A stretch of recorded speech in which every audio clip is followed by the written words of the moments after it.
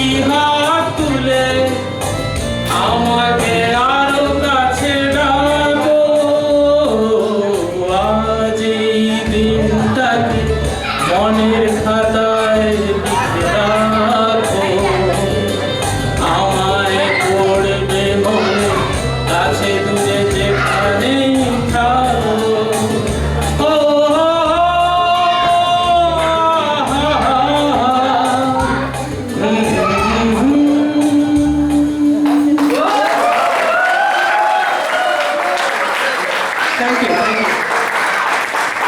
আমাদের বার্থডে সেলিব্রেশনটা আমাদের এই অনুষ্ঠানের পরে হবে, so we will enjoy that definitely. Thank you Biswajit.